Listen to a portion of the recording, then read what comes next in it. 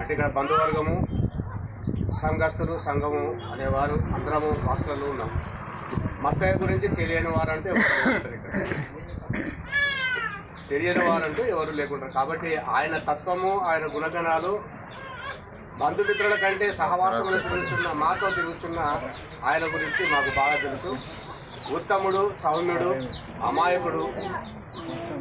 మరి మేము క్రీస్తు సంఘములో మేము సార్తో పనిచేస్తుండగా చాలాసార్లు ప్రయాసపడుతూ ఇక్కడి నుంచి అక్కడి వరకు బస్సు ప్రయాణములు, మరి కాలు సరిగా లేదు, కుంటుకుంటూ వచ్చినప్పుడు చెవులు సరిగా వినిపించవు.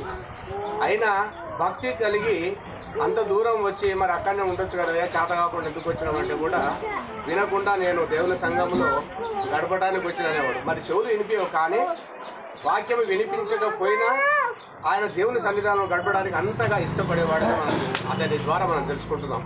కాబట్టి ఆయన గురించి ఎన్ని విషయాలు చెప్పినా తక్కువే. మళ్ళీ అలాంటి వ్యక్తులు చాలా అరుదుగా ఉంటారు. మరి అతను చూసి, అతను నడిచిన నడతలను చూసి మనము అతని మార్గంలో మనం నడుచుకోవడానికి ప్రయత్నాలు ప్రయత్నించాలి. దేవుని మార్గంలో సత్యంగా నడచడానికి, నమ్మకమైన విశ్వాసంతో నడచడానికి ప్రయత్నం చేయాలి. ఇప్పుడు వర్షాకాలం కాబట్టి అందరం సాక్ష్యాలు చెప్పుకుంటూ పోతే వర్షం వస్తుంటుంది, వాక్యానికి సమయం ఇవ్వకుండా అవుతుంది. కాబట్టి ఈ ఉపన్యాసము, ఈ యొక్క సాక్ష్యాన్ని ముగిస్తూ వాక్యానికి అవకాశం ఇవ్వాల్సింది.